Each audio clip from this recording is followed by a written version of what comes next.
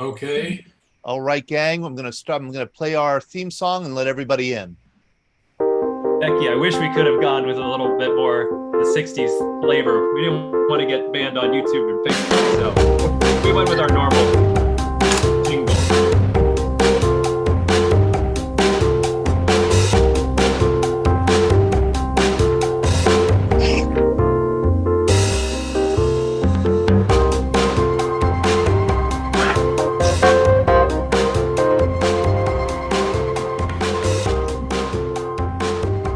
Welcome, everyone. Wow, what a room tonight. Welcome to Veterans Breakfast Club Happy Hour. My name is Sean Hall. I'm the Director of Programming with the VBC. Today's date is Monday, August 1st. Joining me as always is the Executive Director of VBC, Todd DiPastino. Todd, how are you doing? I'm doing well, boy. I've been looking forward to this program. Me as well. You're all joining tonight because you heard the news that we will have on flight attendants from Pan Am who flew in and out of Vietnam back during the Vietnam War. We have a large room of flight attendants. I'm so excited. I'm going to start the program by simply saying a huge thank you, not only to all of you for joining us, but mainly specifically to Becky and to Nancy McAllister, who without both of your networking abilities, I feel like we couldn't have done this without you tonight. So thank you so much for getting the word out as far and wide as possible. There are a lot of flight attendants joining us tonight that we didn't get the chance to chat with prior to this evening. So if you are on the program and you and I had never exchanged an email, we love to hear your stories as well. So feel free to unmute yourselves or put your video on if you would like. You can raise your hand at any point throughout the program. Please feel free to add or just sit back and listen if you would like. And I know that our veterans also are going to be very excited to share some of their stories from that time. Todd, we have some sponsors that we would like to thank first and foremost so that we can then move on to the main event here. But let me go ahead and share my screen for that purpose here. 1 second. Make sure I have the right spot put up. Usually we like to thank D&D Auto Salvage and Recycling. They are a small metal recycling junkyard. They're a junkyard that they've been around, what is it, since the 70s, Todd? Yeah, they've got to be celebrating their 50th anniversary. And Sean, I do not see your screen. Are you sharing it? I just got there. Okay, got it. Yeah. Yes, D&D Metal Recycling. They've been such wonderful supporters of the VBC for well over a year now. They support us across the board. They accept all types of metal. If you are looking to get a quote from them, you can do so right there on their website, dandautosalvage.com. They have 2 locations in Lawrenceville and Tarentum. And also, we would like to thank our other sponsor, Tobacco-Free Adagio Health. They are committed to reducing and preventing tobacco use and getting the word out about hazards of smoking and secondhand smoke. They want people to quit, so they offer classes, nicotine replacement therapy, and they have a really great quit line, 1-800-QUIT-NOW. They like to educate people, children especially, about the dangers of smoking, and they advocate for public and private policies that ensure healthy places to live, work, and play. You can check out everything that they have to offer on tobaccofree.adagiohealth.org. And a couple other announcements here, just before we get to the stories. VBC Magazine. If you don't get this magazine, it is a wonderful magazine. Todd is the journalist, author extraordinaire that puts this together. It is wonderful cover to cover. If you don't get it, it's free. All you have to do is send us your address, and we'll make sure to get a copy in the mail for you. It's a truly wonderful read, and it comes out quarterly, and it's totally free. So send us your address, and we'll make sure to get one in the mail for you. And the scuttlebutt this week was a mother-daughter story of love and support by Lita Thomas and Jean Marie McNamara. A really great story. That's our podcast. You can check it out on our website. We'll put the link in the chat there, and you'll be able to check out their incredible story. Both of them served in the Army, but hope you get a chance to listen in. And Todd, I'll shoot it over to you for a couple of other announcements.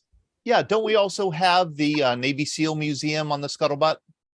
We do. Yeah, that is also, this week was the Navy SEAL Museum as well. That is a really interesting episode because a lot of what I understood about the Navy SEALs is sort of this sort of mystery, but I didn't know there was a museum. That it really does a great job of humanizing a lot of the Navy SEAls.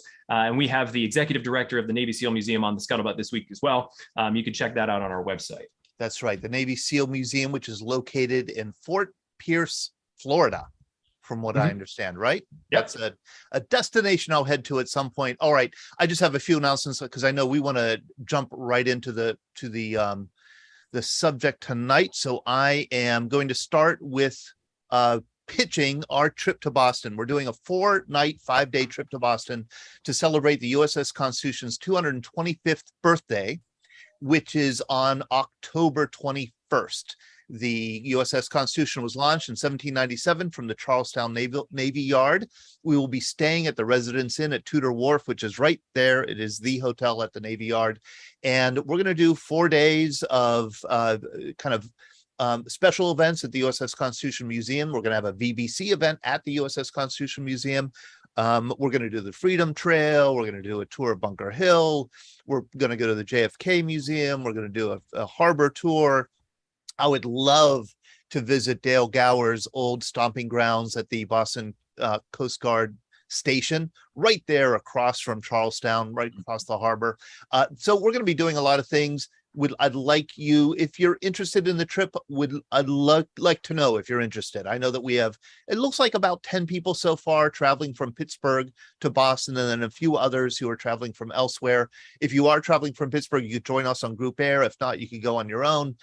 Just let me know if you're curious. And Sean, I will be putting the link in the chat here so that people, if they want to find out more about the trip, can do so. Do we have Susan with us? Susan Kent Abjin, is she with us, Susan? Susan Kent, I didn't see her come on. Maybe she'll hop on later. If so, we'll get to her in a little bit when she does get on. So let's go dive right into the program here, because I know we have a lot of guests here. Sean, how many flight attendants do we have? I would have to say almost 20 at this point. And that's probably counting some that may have joined us right as we started the program, because I feel like there are some names that I don't recognize from our normal group who may also be flight attendants. And then we also have Director of Operations in Saigon, Al Topping, Pan Am. Thank you, Al, for joining us. Oh, man, is this great. And I tell you, I've been surprised at the response from the Vietnam vets to this program. I've gotten some texts, a couple phone calls, some emails, and one of them was from Jim Roberts, who's with us tonight here on the Zoom. Jim wrote this wonderful book about his year in Vietnam as an advisor. Matt 111, Dong Xuai, Vietnam, 1971. And of course, he tells the story of his freedom bird, of his coming home in 1971. And he alerted me to a passage in the book that I do remember from page 272. And I thought this would be a good way to start our program. The cabin was extremely quiet. The cabin crew, all women, moved up and down the aisle, checking our seat belts, seat back, and tray tables. Many of the soldiers just gazed at them as they moved through the cabin. Probably veterans of many such flights, these women seemed comfortable with the looks. I hope they remember today how much their presence, their voices, their occasional touch on the shoulder meant to us at the time. And that's from Army veteran Jim Roberts. And I think he speaks for many, many veterans with those words from his wonderful memoir. Sean, I'm going to throw it to you, and I will be monitoring the chat here on the Zoom side and on the Facebook side. And I know that we want to have a lot of time for questions and interaction with our veterans. Certainly. And so tonight we specifically were hoping to look over the Pan Am history as well as the R&R flights. That's sort of our focus tonight. It's going to be real easy with all of the stories in the room to veer off of that route, but we're hoping to contain it within those two sort of those topics, because next week we're going to be covering Last Flight Out, Operation Baby Lift, the refugees. There's a lot to cover with that as well, and many more flight attendants who are interested in joining next week. You all are invited to come back with us next week to continue the conversation. We knew we'd have more stories than we could possibly fit into 90 minutes. But I also know Pamela Taylor just came in. Pam, welcome. Thank you for joining us. And thank you. Yeah, it's so great to have you in such a wonderful room full of beautiful faces. Nancy, I know that you wanted to start us off with a few words, and then we're going to go into a bit of a history lesson with Becky Sprecher. And I'm sorry to interrupt already, Sean, but I just want to say Pamela B. Taylor is what has been referred to us as Pan Am royalty, and she's much more than that. I think American royalty. She's the daughter-in-law of the famous General Maxwell Taylor. who many of our veterans will remember. So I just want to let people know.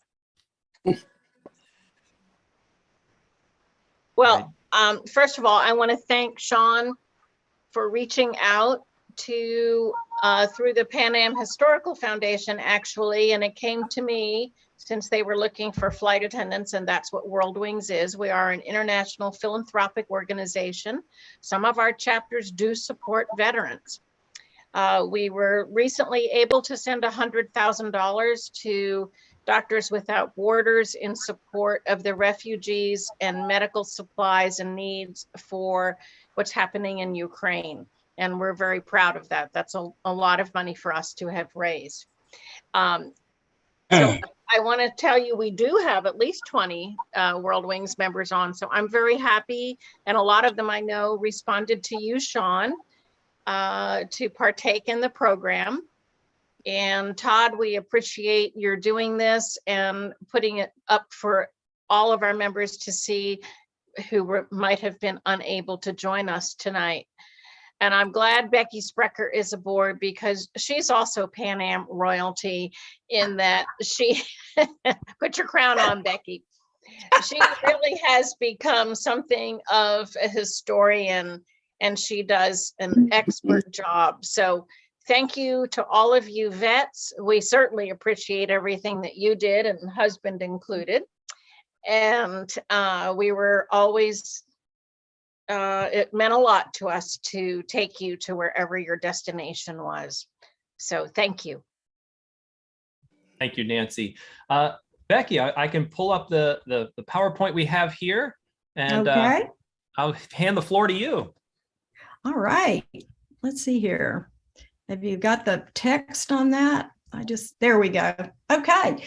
Well, my name is Becky Sprecher, and I'm from a very small town in Western Kentucky called Hopkinsville. It is right next to Fort Campbell, the home of the 101st. So I want to give a special shout out to all the Screaming Eagles who might be in our audience tonight.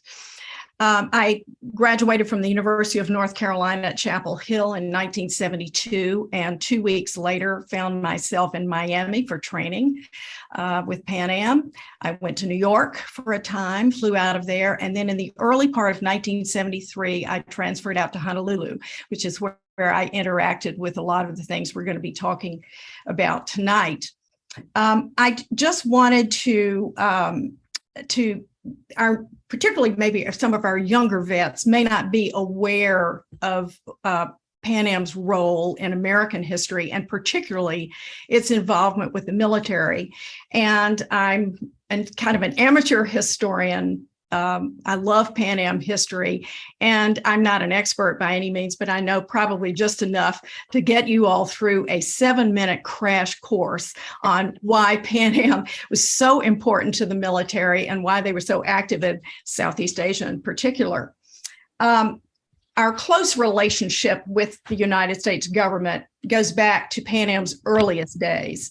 Many of you know that their first flight took place in 1927 when they flew the U.S. mail from Key West to Havana.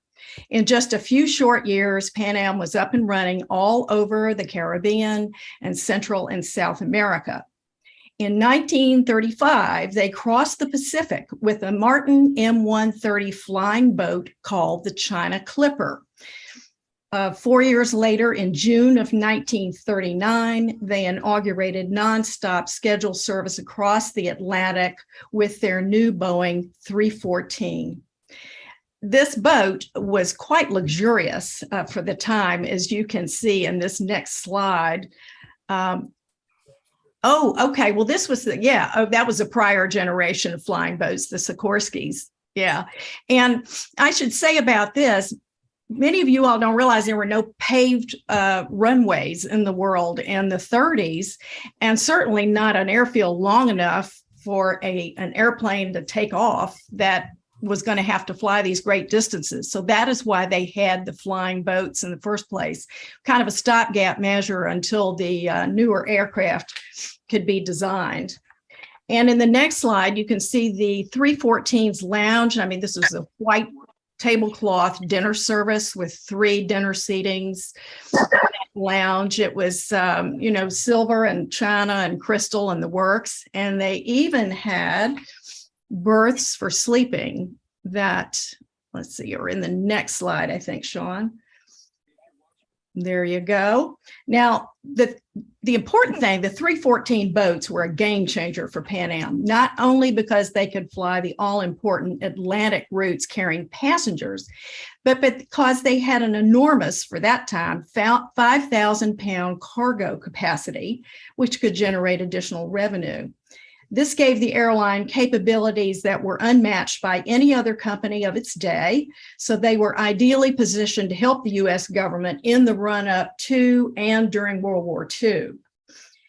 Pan Am actually became involved in the war effort in 1940 at the behest of Prime Minister Winston Churchill and President Roosevelt, setting up a network of supply and ferry routes that snaked down through the Caribbean, crossed the ocean from the hump of Brazil to Africa, then flew across the continent before turning north to Cairo. This collection of ferry and supply subsidiaries was known as Pan-Africa, and the strategic goal, for the British anyway, was to supply the British forces in North Africa. Just before the first battle at El Alamein, General Montgomery ran out of anti-tank shell fuses and filters, without which there was no hope against Rommel's armor. The closest supply was in Lagos, Nigeria, being unloaded from a ship. In less than 36 hours, Pan-Africa pilots mobilized and flew in tons of the required parts that enabled Montgomery to prevail. This supply operation would eventually be expanded and extend all the way to Asia. I want to call your attention. This is kind of a busy map. It's documenting what went on before America got into the war and during the war. And the different lines indicate whether or not it was a ferry operation or a supply operation. But I want you to there's a story about one of these routes, and it was a scheduled service passenger route that went from New York to Horta in the Azores and then straight into Lisbon. This became part of the plot of the famous movie Casablanca, which I'm sure we've all seen 100 times. Captain Renault and Rick Blaine are sitting out in front of his nightclub having a drink one night, and this plane takes off. And Captain Renault says, "That's the plane to Lisbon. You'd like to be on it."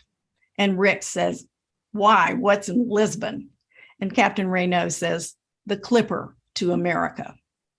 So that's how prominent these things were and how important a lifeline they were providing during the war. After Lend-Lease was passed, Pan Am rounded up all the pilots they could find and ferried 398 Lockheed and Martin medium bombers over to Africa and on to Britain. Rubber from the Firestone plantation in Liberia was loaded onto the big flying boats at a place called Fisherman's Lake and in Liberia and brought back to the U.S. to help with the war effort. They flew numerous secret missions, both in the Atlantic and the Pacific, such as bringing in the uranium from the Congo for use in the Manhattan Project. Now, that mission was so secret that it wasn't even declassified for 30 years. The day after the attack on Pearl Harbor, next slide, Sean. There we go. A 314 cleared San Francisco carrying a full load of blood, drugs, and other badly needed medical supplies.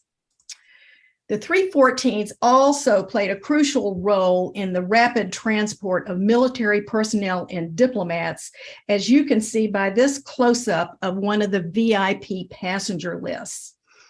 On this slide, you can see that General Aker, for instance, was going over to form the 8th Bomber Force. General Joseph Stilwell was on his way to assume his command in the Far East. And a little bit lower there was General George Marshall and Special Advisor to the President, Harry Hopkins, were on their way to London for a special meeting. And there are pages and pages like this in our corporate archives at the Richter Library at the University of Miami. And this particular slide does not even include all of the ministers and ambassadors and royals and famous reporters and photographers and publishers who traveled during those days to tell the stories of the war to us. But perhaps the most famous special mission was when President Roosevelt flew on the Dixie Clipper 314 to meet Churchill in Casablanca in 1943. On the return trip, the president and his entourage celebrated his 61st birthday with a turkey dinner, followed by champagne and a birthday cake. Now, this could arguably be called the first Air Force One flight, although that call sign wouldn't come into common usage until much later. Later on, Pan Am would fly the White House press charters for years, which accompanied the president whenever he was traveling on Air Force One. Pan Am's navigation school in Miami trained military pilots in long-distance navigation techniques around the clock, including the Doolittle Raiders. One little-known area where Pan Am cooperated with the U.S. government was in covert operations. Now, this relationship started from the get-go. In this slide of the passenger list for the Gala Introductory 314 flight across the Atlantic, take a look at the sixth name in the left-hand column. That's William Donovan, as in Wild Bill Donovan, who would go on to create the Office of Strategic Services during the war and lay the groundwork for the CIA afterwards. While this was not a direct operational connection, Donovan would certainly have been aware of Pan Am's expertise and capabilities. In the early 1950s, the CIA needed proprietary airlines to help facilitate their anti-Cold War activities around the world. Tapped for that job was a man named George Duell, a Harvard MBA and a Pan Am chief pilot. You could see his name here. It's the second one on the crew list for one of the early 314 flights. He was a master of ocean flying boats, as the chief pilots were then called, but he happened to be flying in the right seat on this particular trip. Those of you who served in Vietnam might have encountered some of these proprietaries, the best known of which were CAT Airlines and Air America. After World War II, Pan Am's extensive global routes were easily converted to commercial operations, and because of their expertise and infrastructure, it was understandable that the U.S. government would turn to them for assistance with their military air command flights in Vietnam, as well as for Operation Baby Lift and the subsequent refugee charters after the fall of Saigon. Pan Am remained America's flagship carrier well into the 1970s and 80s. In Stanley Kubrick's 1968 film, 2001: A Space Odyssey, an American scientist takes a covert shuttle flight up to the space station, the carrier Pan Am. Whether it was delivering aid to earthquake victims in South America, evacuating thousands of Americans from a collapsing regime in Iran, the U.S. government could count on Pan Am to be there. And their support for the troops never wavered from their earliest days all the way through to the end. When Americans in uniform got on a Pan Am Freedom Bird, they knew they were home. And so that brings us to tonight's discussion and the discussion next week. Back to you, Sean. Thank you so much, Becky. Sorry, I was mispronouncing your last name, but thank you. Oh, so everybody does. I appreciate that. It's a wonderful history lesson. My first question, and there's a lot of history here that we're going to sort of help to color the stories here tonight with. But when did the term stewardess sort of go out of style? And anybody can answer. I noticed that was something that sort of got left to the past, and it became flight attendants. But I wasn't quite sure when that sort of happened. Before you were born, Sean. Probably so. It's not too long ago. I think it was when the 747s came out. Mm-hmm. It stopped because they were hiring male stewards again, and so they had to change it to a single term. And Nancy, wasn't there a like a court case? Wasn't there did it come from a court or did it come from executive order that men had to be eligible for these jobs, Becky? Go, Becky. Yeah, actually, stewards and stewardesses, that's historically correct, because when Juan Trippe was bringing out the Sikorsky flying boats, he styled the airline in a nautical fashion.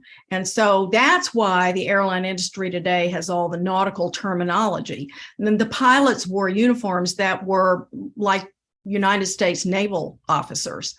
I think in the 70s together, when they started, they always had stewards early on. And when they started rehiring them, I think, though, that it was more due to the fact that stewardesses had sort of received very negative press. It was kind of ditzy.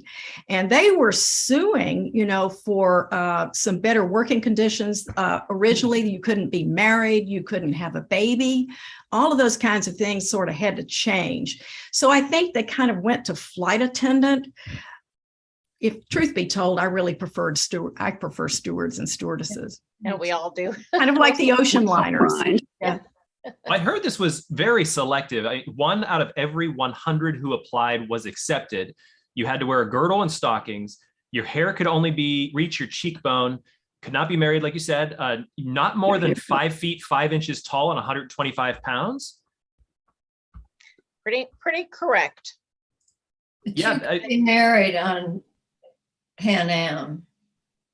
And they really preferred if you had an education higher than high school, which most of the American girls have college degrees, and a lot of the European girls do too, and others did other things that prolonged their education, and they might not have had a college degree, but they were more educated. Plus, the Europeans very typically spoke many more languages than we did. Don Nemchek asks in the chat, were not the first flight attendants actually nurses? Yes, true. Really? Yeah. And just like we had a program on here with Donut Dollies, women who served with the American Red Cross and went over to Vietnam. So I'm certain a lot of them may have flown on these same flights, but I feel like there are a lot of names in the room that we may not know are flight attendants. So if you are a flight attendant tonight, can you click on your little Zoom window and do the raise hand feature? Great idea, And Sean. I feel like then we will get a chance to see everybody that's involved in the program tonight. And if you can't raise your hand, then do it. I'll raise my hand. Why are we raising our hands?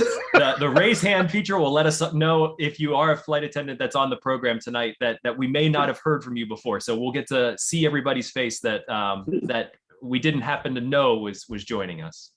I know Winsome, is that how you pronounce your name? Winsome, thank you so much for joining us. Virginia, Terry, these are names that I don't believe I came across before. So thank you so much for joining us. Tori, I see Tori. Hello, Tori. Hi. Flight attendant. Yes. Hi, Tori. It's the middle of the night in Norway. I know. It's 1 o'clock in the morning, 1:30 in the morning. I'm in my pajamas. Thank you for joining us from Norway, Tori. Yes. How did I show up? I just can't get that hand up. That's quite all right. Thank you for doing that. That sort of gives us everybody in the same screen. Tori, I feel like it might be our eldest member of the Pan Am flight attendants. What year did you start? I started in 1966. Okay. I'm older. I'm older. You stepped into that one, Sean. I did. I knew I was probably going to step into I that one. started in 1956. 56. 1956. When were you 5 years old? Yes, 5 years old. I started in 1957. Gee, Wow. Patricia. my gosh. Flight was still relatively new. Was it, how uncomfortable was it to take those long flights as a stewardess? Wonderful. Wonderful. It was exciting. You guys were adventurous and young. Can I ask you, and I'm sorry to step on this, Sean, Please. did I assume that you had to volunteer for Vietnam duty. Is that correct? Yes. Not really. It was part of the schedule. Tori says not really. Winsome says not really. No, you were just assigned it, Tori. It was part of the schedule, yes. Yeah. It was part of the schedule. We had a scheduled flight to Saigon, but the R&R flights were mostly volunteer.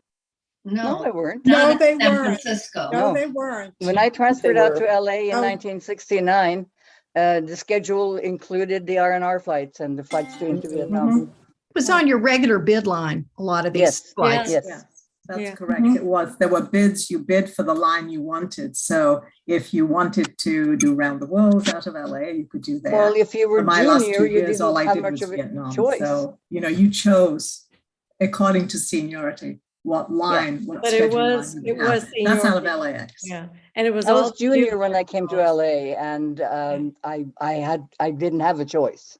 I flew to didn't R&Rs. either. I didn't either. Winsome, you were going to say what? I was brand new, and so I didn't have any seniority, so I was just assigned a 15-day trip to Vietnam and back. Did you get like hazard duty pay or anything like that? No, Nope. no, no, No, Did they warn you that you might be shot at? no. Yeah. they Yes. didn't. I found that out once we landed. We didn't have Geneva Convention They gave us cards. a green card that Yeah, a said, Geneva Convention card. you were, it was a Geneva Convention. If you were captured, you were supposed to give it to the Viet Cong. What the heck? And we were listed as second lieutenants in the U.S. Air Force. Mhm. They wanted us to have officers of whatever Hmm. status. Let's emphasize that. Do you- Susan Davis. Let's I Let's want to emphasize highlight that. here. I'm going to spotlight Susan Davis. She's holding up her. Oh, Susan, look at Yep. that. They made me turn mine in. I kept mine. I tried. That is so neat. Yeah. So in case you were captured, you were given like a rank. Right. Lieutenant. that's true. Second lieutenant. This is part of the Geneva Convention Code for the treatment of prisoners, for civilians, Yeah. who are captured. How interesting. And- Jim Roberts asks here in the chat, why were the R&R flights somewhat unwanted? Let me go back. Can I say something? Sure, Claire. I was at the Hong Kong base, which is different from the flights out of San Francisco. And it was voluntary. I mean, when you signed up to go there, you volunteered. And I don't know when it became not voluntary. I think it was accepted that if you accepted a line, you were volunteering. Because why would you get a Geneva Convention card if you hadn't volunteered? No, This- everybody at the Time. San Francisco base was given one of those cards. No, Same not thing in all. LA. Not all. In LA, we all had them. I think that was Mhm. later in the war. I think It that was was later later. in the war, because when I went in 66, I didn't have any of that. May I I didn't go say in until something? 1969. You May I, Since- may I Yeah. say Well, let's something? let Pamela Taylor talk here. Oh, okay. My roommate was in Saigon when they bombed the airport, and I believe that was in 1966. And she was in the gift shop, and she was huddled in the corner because there was a rotating fan on, and they were afraid it was going to fall and hit the two stewardesses. So they huddled in the corner, and then as soon as they were able to get out, they ran to the airplane, and the captain took off without the passengers. And she told me she was so terrified that when she got home, she wrote a letter and said she no longer wanted to fly into Vietnam. So she didn't have to go in. So it was the same with Tehran and any of the other places where where wars were going on. Could refuse. But I don't know when we got the Geneva Convention cards. I don't think we had them in 66. No, we did not. Mm-mm. I got mine in 69 when I came to LA. I got one in 68 when I came to San Francisco. When they gave them to us, you could not leave San Francisco, no matter where you were going, if you didn't have a green card with you, Right. because you could get changed and go to Mhm. Saigon if you weren't scheduled. So they always checked to be sure you had a green card when you left San Francisco. At what point did it all become very real? I mean, if you're sort of working the lines outside of the war, then suddenly you're flying into Vietnam, you're seeing maybe destruction, fire, craters. At what point did that sort of all hit you like, oh, this is very serious?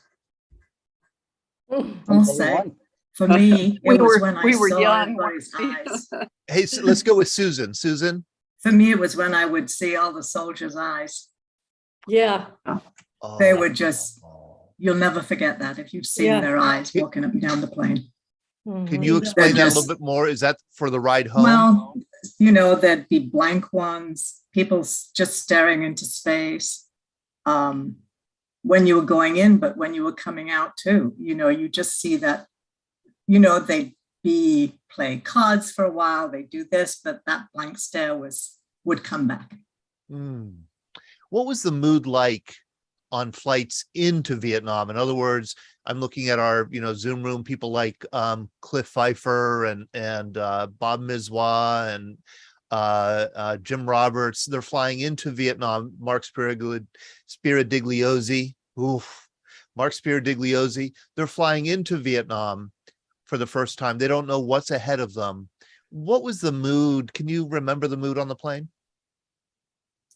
On the flights I was in, going in was never very good. It was very much quieter. Coming out was much more raucous.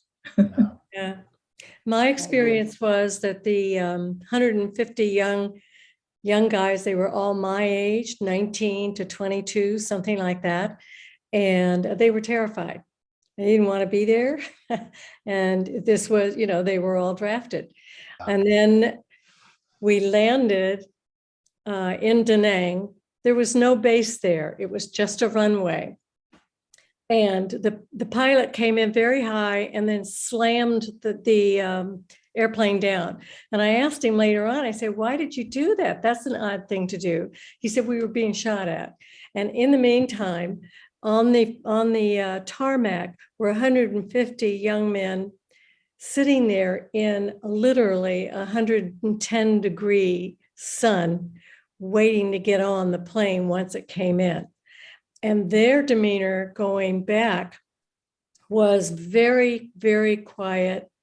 They didn't want to do anything to interrupt getting home. And they were terrified. They kept saying, you're the first round eyes we have seen in a year. And they were terrified to say anything that might upset us or, be like that. So those were very different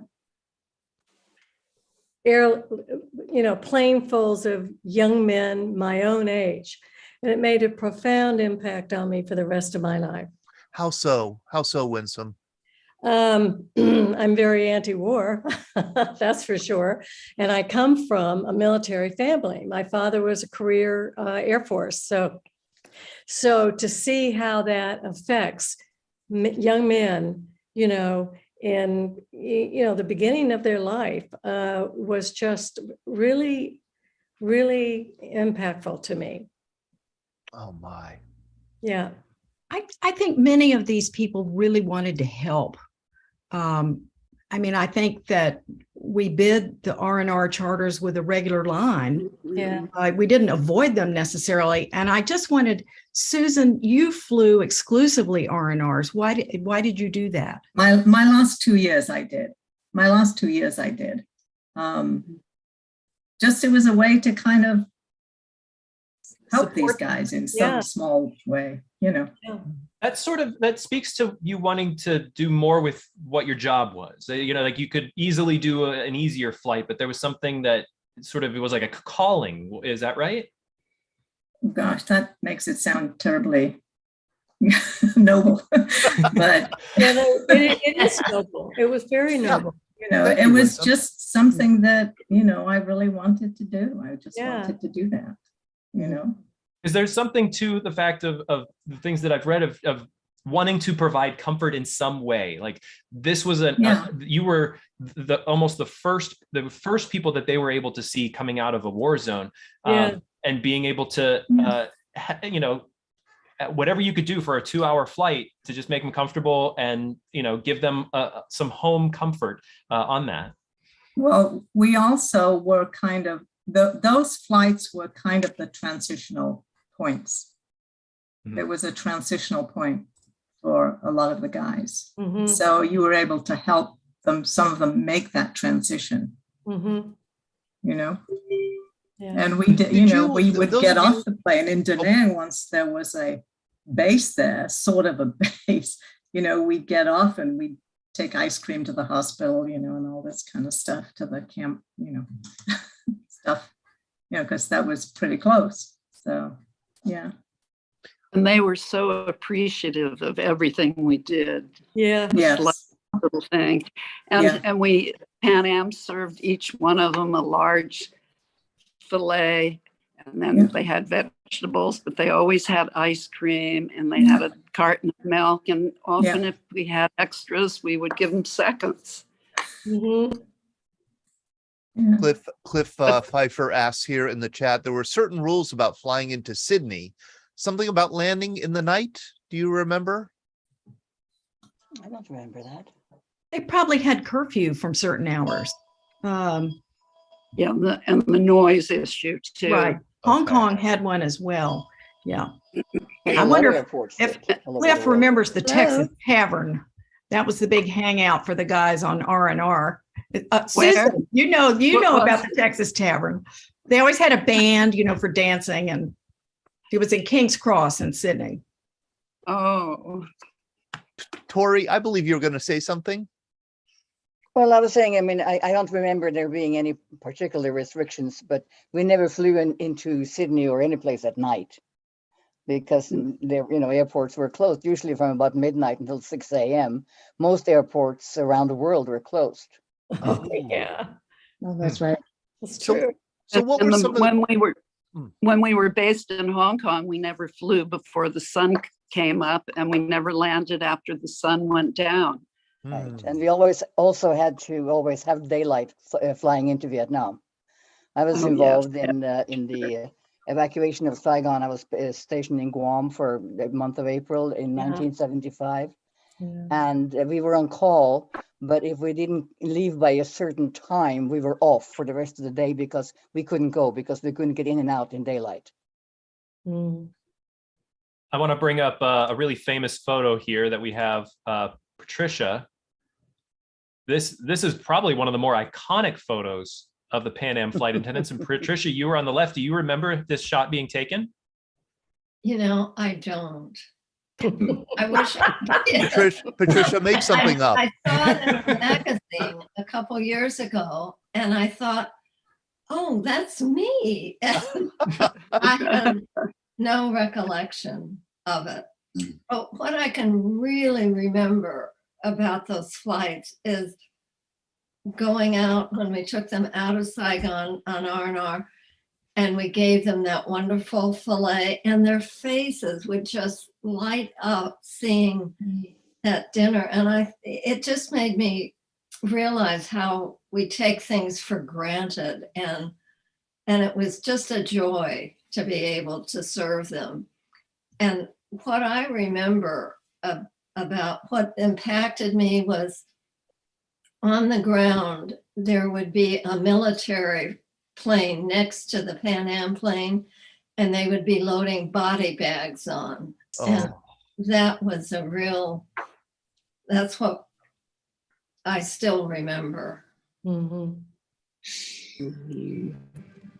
Oh, that's Speak up then. What? You have to speak up then. Al, I'd love When to you're bring- on the ground in Saigon, and especially in Da Nang, the sound of the helicopters that's when I don't like the sound of helicopters anymore. yeah. I mean, it's just, Yeah. it was a bad sound. Oh, Al, man. I'd love to bring you All into the the jet- conversation. Oh, sorry. Go ahead, Pam. I was going to say, and all the jets taking off, they were so close. The F-14s and landing, it seemed like it was just a constant noise. And I was in Da Nang one Christmas, and we didn't lay over there, but we landed, and there was a plane taking off, and it took off, and then it hit the ground again. And then I was back there in 2 days, and I asked if the pilots made it because we weren't sure it was so low when it crashed. And they said that one of the pilots, it was a two-seater, one of them made it, but the other one died on impact. A couple of days later, they said that the second one died. But it was Christmas Day in 1967 in Da Nang. And I thought, what a sad time for the families. Yeah. Al, I'd love to bring you into the conversation here and help to give us sort of a lay of the land. How did you get to Vietnam and what was it like on the ground there? Oh, okay. Well, first of all, I wanted to say one thing about Becky's presentation, that I noticed that the Lisbon flight was departed on June 28th, 1939. And that was 24 hours before I was born.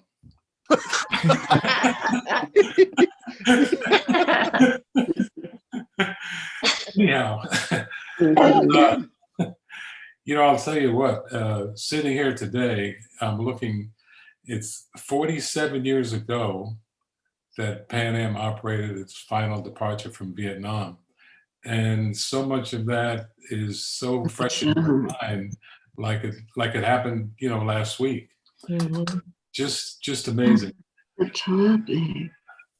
I'll tell you that when I joined Pan Am in 1969 as a sales rep, I was in San Francisco. And one of the things I wanted to do was to become a Pan Am station manager. So my boss, hello? Yeah. Go ahead. My boss said to me one day, this was like in October of 1972.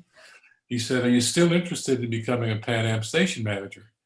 I said, "Yes, I am." He said, "Well, there's a lot of changes going on, a lot of openings coming up, and we may have a slot available in the Southeast Asia region." And he said, "I'll be running that region from Hong Kong. And if you're interested, maybe we could get you in that slot." I said, "Sure, I'd be interested." So he said, "You would be the Pan Am director for the operation in the country, and you'd be Mr. Pan Am." I said, "Well, that sounds great." He said, "You would be our director for Saigon, for Vietnam and Cambodia." That's what I did. I laughed.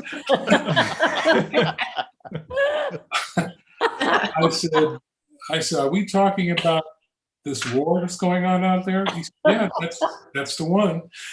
And he said, "Well, here's what there's peace talks going on in Paris, and it looks pretty promising that they're going to come to some kind of agreement pretty soon. And once that happens, you'll have a challenge of getting Saigon back on the map and raising revenues and so on." I said, "No, I don't think so." I was living in San Francisco at the time, actually in Sausalito. And the thought of me going from Sausalito to Saigon didn't really appeal. But anyway, he said, "Look, don't make a decision right now. Why don't you get on an airplane, take a ride out there, take a look around, and then make a decision?" So I said, "Okay, I'll do that." So I went out there, and all the flight attendants can attest to this, that from San Francisco to Saigon, it's a long flight. Honolulu, Guam, Manila, and then Saigon. And of course, once we left San Francisco, it was a pretty full flight. San Francisco to Honolulu, Honolulu to Guam, pretty full flight. Honolulu to Guam to Manila, pretty good load.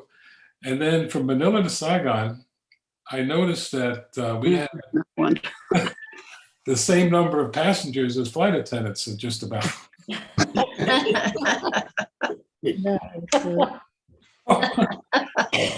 And so, here we go, the last leg of this trip, all the way from San Francisco to Saigon. And now it's daylight. It's, about 8:30, 9 o'clock in the morning. And I'm looking out the window as if I'm taking my very first trip. I'm waiting to see what Vietnam looks like from the air. And sure enough, we crossed the coastline, and I saw some evidence of bomb craters and so on, and various military flights, aircraft flying below us in different directions. And we landed and everything was normal.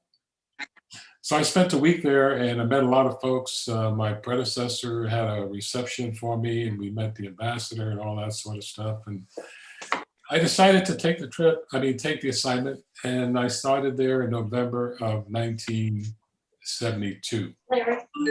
In January of 1973, the ceasefire was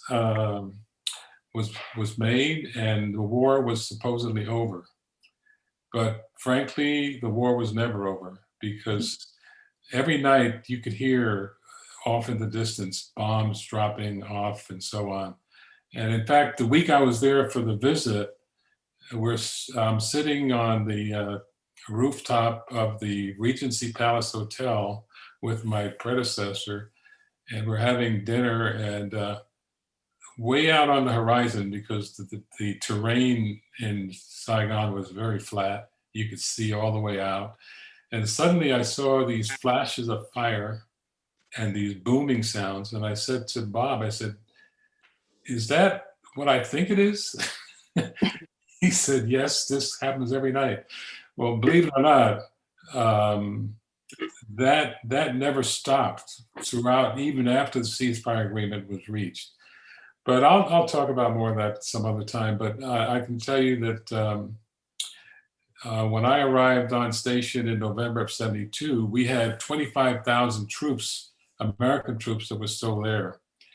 And if you think about that, when the first American troops, which were then called, I think they call them advisors to the South Vietnamese army, there was, under John Kennedy, 1,500 troops. 1,500 troops. And at the peak of the war, we had over 500,000 troops. And so when I took over in 72, 73, the R&R flights had already been terminated because the troop level was down to a point where the American troops were really not involved in combat anymore, and they started to return to the United States over a period of about 3 or 4 months. So, Al, if I may, it was Pan Am that had transported, at the end of the war, Pan Am had transported more medical supplies, cargo, and troops than any other civilian airline. So you were a busy man.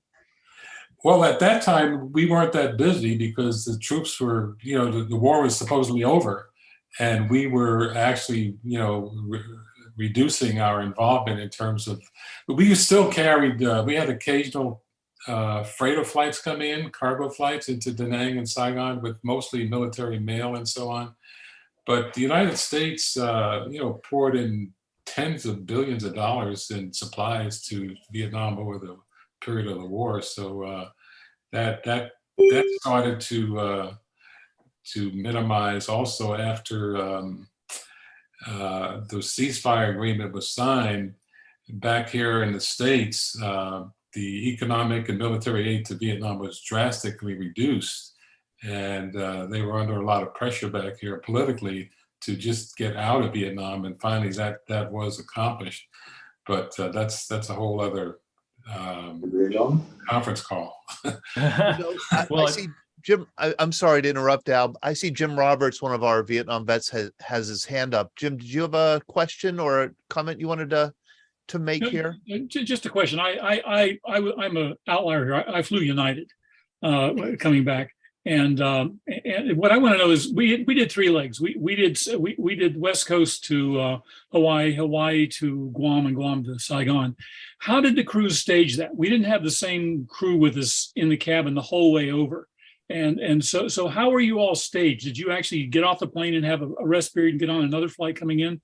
Yeah. It was very interesting because every time we get on board, there would be a different set of attendants taking care of us. It was kind of interesting because you got to meet new people every time you took off. Pamela?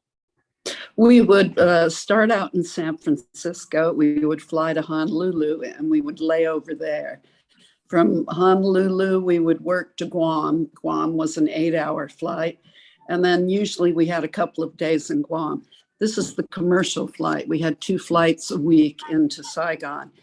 And then from Guam, we would fly to Manila. But because Manila had so many problems with the unions there, that for a long time we wouldn't stay in Manila. They'd either take us up to the mountain resort of Baguio, or we would go Manila, Saigon, Singapore, Jakarta, and lay over in Singapore, go back. We were supposed to lay over in Jakarta, but Sukarno was killing all the generals at that time. So we would have to lay over in Singapore. So it was a long trip, and it was a hard trip and very junior, because I always liked those trips because I liked longer trips. But Singapore was a different city then, and the only time you would be in Saigon was if your airplane broke down. Speaking of Saigon, I heard a story about an elephant that I believe Joan has. Joan Jackson? Joan Jackson? It's Joan Policastro, and she just got up and walked away. So we'll have to get her to come Joan. back. Oh, Joan. We're going to be, I mean, I can't set it up better than that. There's an elephant. Okay. Here she's Joan's back. back. She's back. Good, good.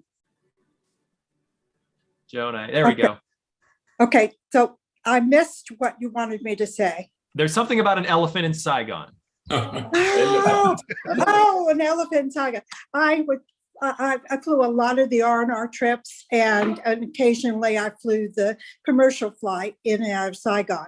I was very junior. I started in 1968, and I was in San Francisco from 68 to 72. Well, I wanted an elephant, a ceramic elephant, and I wanted it badly. So one of the, since I did a lot of the R&Rs, I was very familiar with the people, the colonel that was in charge in Saigon. And he offered to take me to the road to Saigon to get one. So I had a commercial flight and set it up with him that I'd be back next week on an R&R. So he picked, vice versa. I was on an R&R and I was going to be on the commercial flight.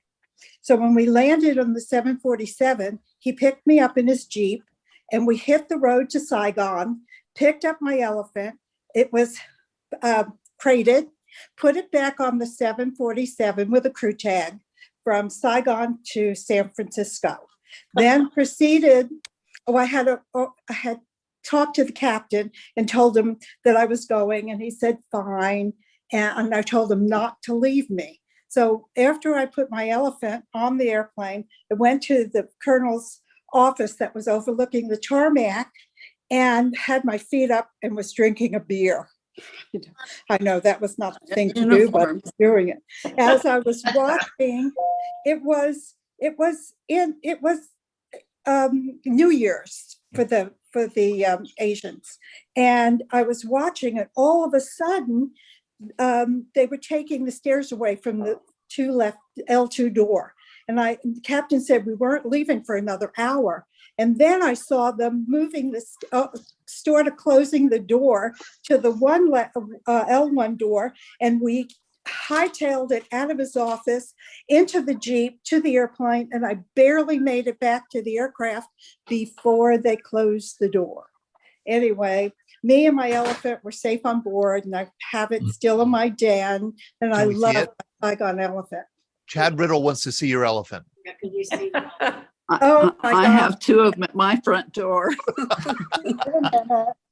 I have to go.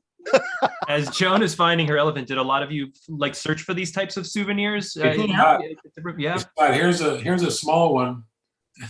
Okay. Oh, there we go. Oh, yes, Beautiful. yes. Okay, let me see if I can show you mine. Oh, And I'll get mine outside. By the way, let me just tell you something about those elephants. okay, there's mine. Oh, that's so neat. Yeah, Okay. Oh, yes. those, as I recall, those elephants were very popular baggage leaving Saigon. But that This is mine. elephant. Oh, there you go. Look at that. Then I have these two flanking my Very front nice. door. I just wanted to say that as I recall, those elephants were sold and they crated and everything for like $8. And then I noticed in San Francisco they were selling them for like $150 or $200. Oh, I have the same one. Yes, I have those too. Yes, I do Patricia, too. Oh, I got this in Saigon before the Vietnam War. It's Oh my goodness. it's from a bullet from the French Indochina War. Oh, my. Oh, wow. Well, hello. Hello. Hi. Oh, yeah, look at that. No, You I got two of those heads too. Okay. Okay, I've got this one, though. My experience was way before in 1963. And one of the employees at the airport said he would get this for me. And I've carried it around all these years. Isn't that gorgeous? Oh, it's beautiful. Yeah. Claire, I see how you had your physical hand raised. Well, I had an interesting story about the elephant because in all my years out there, I neglected to buy an elephant, a Buffy. And when I got married, I decided I really needed a couple of those elephants. So I had a friend who was living in Saigon, based there. Actually, it was Jane Noel's husband. I don't know, you all know Jane Noel. Yes, yes. Her husband was an Air Force general, and he said, I'll send her for a wedding present, I'll send her 2 of these elephants.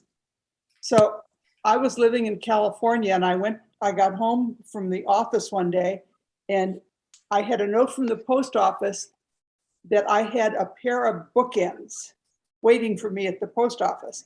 He was very clever. He said, I'm just going to ship them with no wrapping, and they'll be very careful. So these 2 great big elephants arrived at the post office with no wrapping, in perfect condition, but the post office thought they were bookends. Pretty big bookends.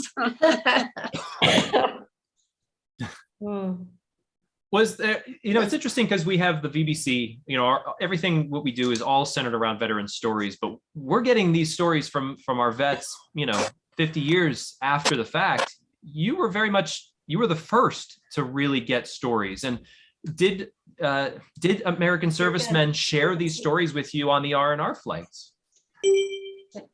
No. Patricia? I have a story from, it wasn't an R&R flight, but Pan Am had military charters where we took In the drawer.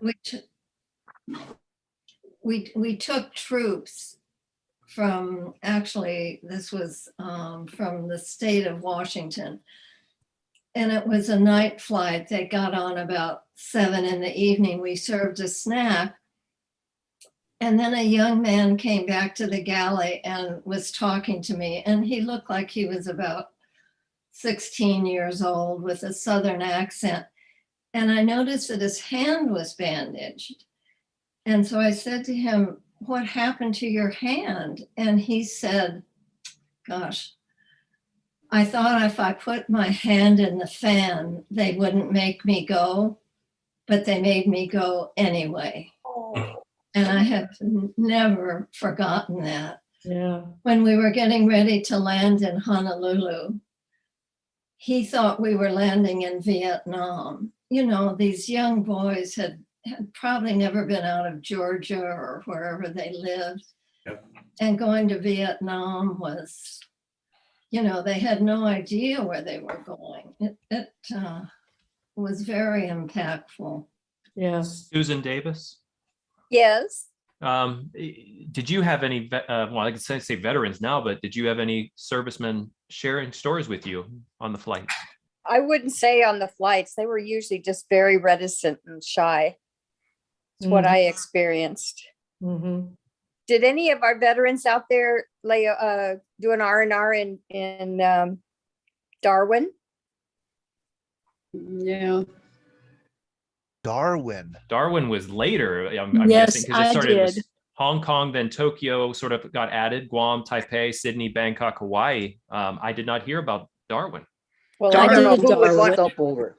No, it was Darwin and Sydney. But the Yes. troops didn't get off in Darwin, only the flight attendants. Oh. It was a I crew see. change and fuel It stop. was refueling. Right. Oh, I was in no, I Darwin thought several times. there were GIs there. No. Well, No. maybe they were Not in manning Darwin, the no. airplane, but Darwin was nothing in those days, just half a block of a couple of stores.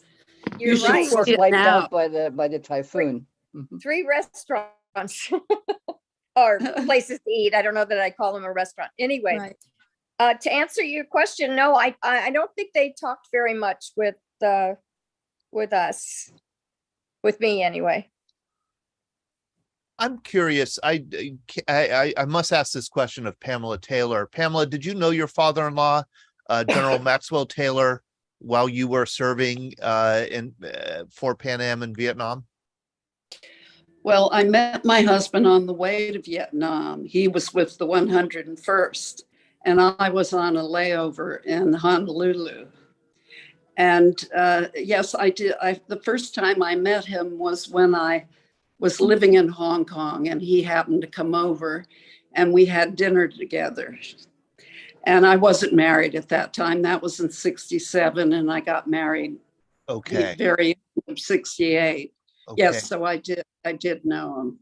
So your father-in-law at that time, well, your father-in-law in the early 60s was the chair of the Joint Chiefs of Staff, and then he became ambassador to South Vietnam. Yeah. At your point, when you met him, he was I guess an advisor to President. He was working for he was working for the Johnson administration at that time. Right. And then my elephants came from the embassy in Saigon because they sent all the families home. When he left, they had sent the family. They didn't want any of the civilians in Vietnam a little earlier. Wow. Well, thank you. I was curious about that. I want to open it up to questions, memories from our veterans, questions that people here in the Zoom room might have. I see a number of people who haven't joined us either before or don't join us very often. I want to say hi to Andy Niggett. I miss you, Andy. Great to see you here in the Zoom room with us. Andy would remember his flight there. He probably would not remember his flight home. Let's see, who else do we have here? Ken Rizicki. I'm just looking at some of the names we have. I don't remember seeing A. Parker before. Hello, A. Parker. Just want to invite you to introduce yourself, say hello. Carrie Moeller. There's other people who I'm seeing here for the first time. I want to say hi. Diane Groh, Eleanor. Hey, Ford, I'm glad you joined us. Greg from San Diego. Looks like Homer Simpson. Just say hello to all of you. And if any of you want to introduce yourselves, please do feel free to do so. I received so many pictures from everybody. I wanted to share some on here. If any rings a bell or any brings up a story, please feel free to jump in. But I thought it might be nice to just sort of share the pictures that I received of that time. Oh, yes.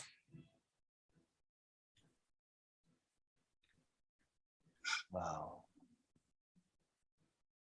Scott Masters asks a good question. Did the service members choose their seats, or were they assigned? No, they chose them. Okay, they chose them. Yes. Robert, Sorry, Todd. Was it the iconic shot to like sit in the engine? Was that something that everybody sort of had to do? Like when some of you're shaking your head. It's right there with our elephants. Oh, yes. It's right there with the elephants. It was. This seems like that's pretty true to life here. Yeah. It was pretty tiresome, right? Yeah. Oh, look at that. In the crew room. Robert McCormick said, we refueled in Darwin and we were told not to drink more than 1 beer or we would not be allowed back on the plane. Oh, that's a good shot. Look at that. Do you think that's arriving or going home? It looks like a going home shot to me. Yeah. Yeah. Yes, let's see. Looks like it. Larry Googans, you maybe recognize that plane in the back? Oh, what? Looks like an F-14. F4 Phantom. It looks like an F-14, yeah. This looks like potentially Operation Baby. Karen Ryan, I don't believe was able to join us tonight, but in part of my part of my research, I was able to find both of these Reader's Digests on eBay and immediately ordered them so that I could read more of her articles that she submitted. A Plane Load of Babies and Found the Lost Children of Saigon. We'll be talking about that next. Ingrid, I believe you're with us tonight. Wow. Do you remember this shot? Oh, that's a great picture. I don't know if you can hear me. I'm not sure how to get on the Zoom. Can you hear me? We can hear you. We can hear you. Oh, hear you and see you. Yeah, that was in Saigon, actually. I was in Saigon when they bombed the air terminal in Saigon. And, but no, this picture was not taken at that time, but I was in Saigon when they bombed, and actually a soldier was taking me to the sandbags and put his helmet on me. And he also gave you his rifle. Do you know how much trouble he'd get in for doing that? This is after. This is not the same flight, but it's another time. Oh, another time. Okay. And this is me and my twin sister. We are both from Sweden. We started flying in, we were hired by Pan Am in 1966. And I flew for Pan Am till 1986. And I did mostly fly Vietnam from 1968 to 1975. And then I went with United in 1986. And I'm actually going to be retired as of September 1st this year. So that'd be 55 years of flying. Wow. Wow. Bravo. And I also did some craft trips with United in 2003. And that's me flying. We flew a trip with President Xi, South Vietnamese president, to meet President Nixon on Midway Island. And there's Nixon. I took that picture. But anyway, so that was an interesting flight because we were asked we could go listen to the speech or we could go to the beach. So Nancy, the other flight attendant, we decided to put our bikinis on under our uniforms and we went to the beach. And then when we got back a little early, we got to, and that's a Goonie Birds, we got to go on Air Force One. So it was an exciting trip. Betty wasn't able to join us tonight, I don't believe, but she sent me this nice write-up, an article. Gail Larson. Oh, yes.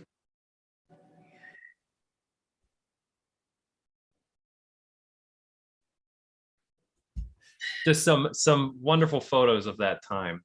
I'm sure it brings up a lot of memories. And did any of you fly also the Gulf War? Yes, I did. Ingrid too.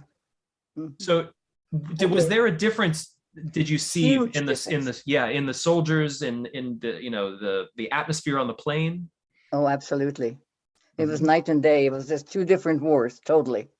I mean, it was, I think the kids, there were kids that they brought into Vietnam. I mean, they were young kids, scared, and of course they didn't want to be there. Now, for the Gulf War, now there was a professional army. These were not drafted. They were volunteers. They were career military, and it was a whole different atmosphere. First of all, they were older. There were also a lot of women, which we did not see going into Vietnam. That was nice.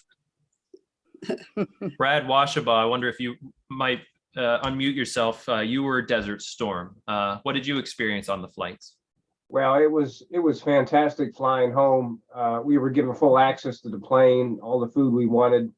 And as you know, as we flew over Chicago and other places in the United States, air traffic control came on to welcome us home. And we were able to crack the hatch when we landed and put the U.S. flag out and wave it. We did things on the plane that I never thought was possible. And the crew just treated us so well. It's a great way to come home. I'll never forget it. Oh, Bob, you were Vietnam and Gulf and post 9/11. Bob, what did you experience on the flights?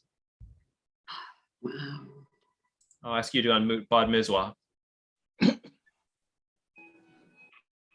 And then we have Don Nemchek also with his hand raised. Yes.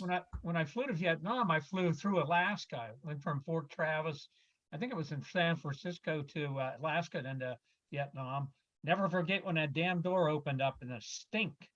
And I mean the stink of Vietnam and the heat and humidity. But then I remember flying straight back from Vietnam to Fort Lewis.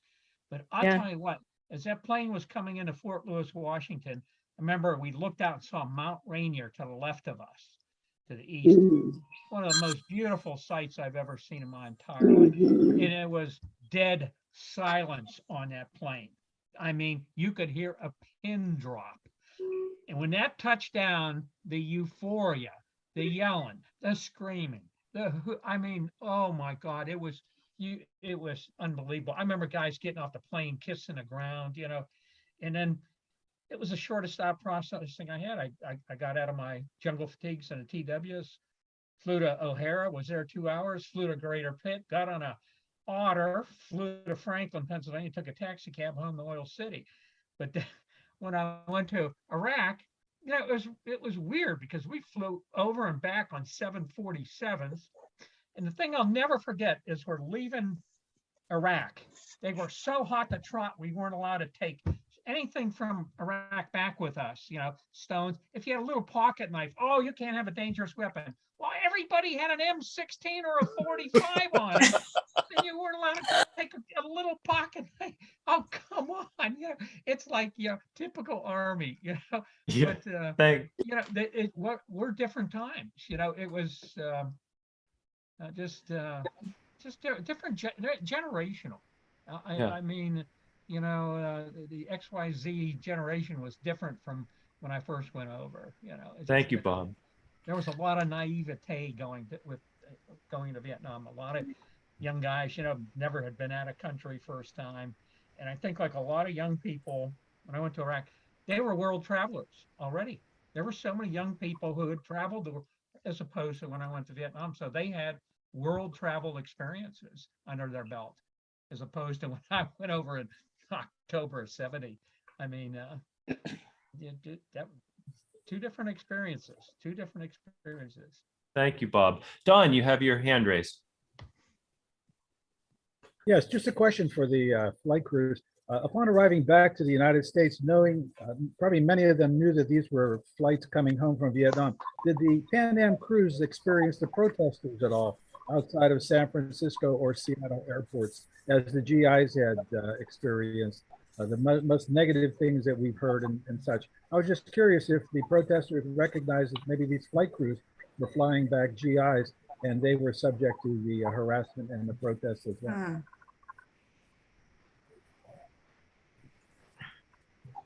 I was living in Berkeley at the time. And of course, there were many, many protests there.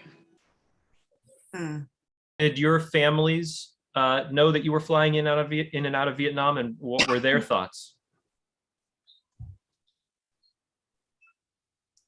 Becky. Well, I think that we sort of took it in stride. I don't think that I never thought that it would be that dangerous. You know, I didn't know any better. I did have to get a Geneva card, which made it real for me. But I think that our hearts just went out to everybody in this whole thing. And it was so painful. It was painful for the country. It was painful for the people who had to serve.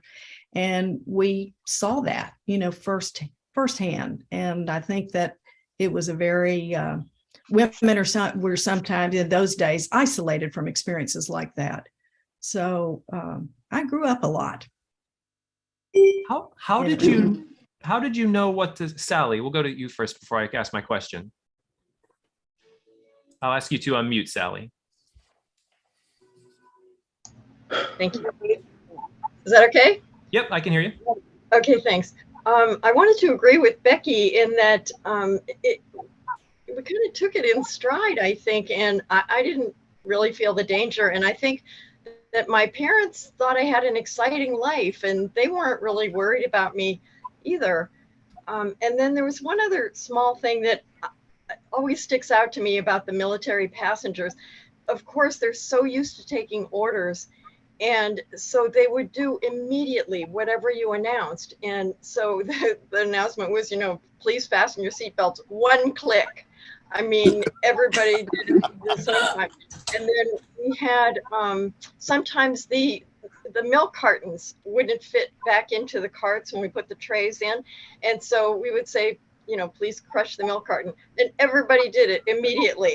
So that just really, you know, stuck out to me that they were so used to taking orders. So there weren't And the fist other fights thing on planes then, like there are now and stuff like that? No. I do remember that we were told that if our picture appeared in the paper at a protest, that would be the end of our job. Whoa. But we weren't at any of those protests. I remember that. I don't remember that. Low cover.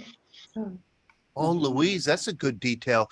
I also see Carol Young is with us. Carol, were you also a flight attendant with Pan I was Am? based in Hong Kong with Pam and Claire. When I left, yeah.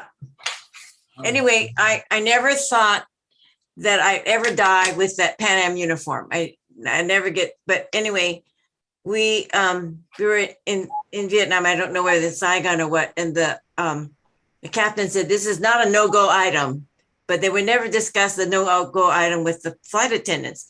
So when we landed in Bangkok, they told us there was a bullet hole in the fuselage and it didn't hit the fuel tank. So they covered it with duct tape and we took off. Duct tape covered a lot. It's like, I told these veterans at the pool where I go to swim, I said, oh, where were you based? He said, blah, blah. And I said, this is what happened. He said, I'm so glad I wasn't on your flight. And once again, you did not get any like hazard duty pay for this or no. No. No. I thought you did. I really thought you did. I'm so naive. We did have prisoner of war cards, though. Oh, I must say, like, reinforce that the guys would do exactly what we told them that, oh, we had to land at dawn in Pleiku because there were no landing lights, no permission to land. So when they were told to get on, we're closing the door, we're taking off. So they ran. Yeah. And they sat down, they closed the door, we took off out of Pleiku to go to I think we went to Taipei. That's okay. I have a real story about landing in Da Nang at midnight. CT scan. I would love to tell. Go ahead, Joan. Well, we were delayed leaving Guam because of a mechanical, and we landed in Da Nang at midnight. And we got on the ground, and of course the soldiers didn't move until they were told. Somebody comes running up the stairs, picks up the PA, and says, "Da Nang is under fire. When you get 50 feet from the aircraft, hit the ground." You could see after they opened the door that the bombs were going off in the distance, that the jets were leaving the airfield because I guess the fuel tanks were underneath the taxiways and the Viet Cong were trying to bomb the airport. So I said to the young man who picked up the PA, I said, "What about us?" And he said, "You've got to get the hell out of here. They're burning this airport." Anyway, Run. It was midnight and you could see the bombs going off in the air and you could hear them, and it was really scary. But obviously we got fuel and we left. So here I am. Oh my. John Pert asked, did any Pan Am flights come into Benoit? I don't think so. They were all Tan Son Nhut. Unless it was. No, we went into Cameron Bay, Da Nang, and Cameron Bay. Okay. Okay. I would like to say something to these wonderful veterans that are in the audience, because when I started flying on the RNRs, it was a senior base to get to Hong Kong, and I was 32 at the time, very old for a stewardess. And I would get on the plane, and all of the guys were, 17 and 18, and they just made me feel like a queen anyway. They were so nice. And I think of that time in my career as the happiest time because I just loved all of you guys so much. You were wonderful guests. Yes, that's true. Terrific. And we're going to continue the conversation next week, and we're going to especially focus on the last flight out of 1975, April 24th, I believe. 1975, Ben Wright corrected me on that. It was not the 28th, it was the 24th. And then also Operation Baby Lift, which I think was throughout April 1975. And I want to say hello to Mary Nell Gage, who's with us, who's on here with us. Mary Nell, Sister Mary Nell was at worked at an orphanage. Mary Nell, are you going to be able to join us next Monday night?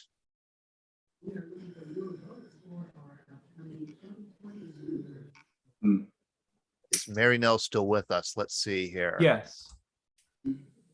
Yeah, I asked Mary Nell to unmute. There we go. Yes. My story. Sister Mary Nell Gage, thank you for joining us. I'm going to show a picture. This is you at the New Haven Orphanage, I believe in Saigon. Here is you on the left.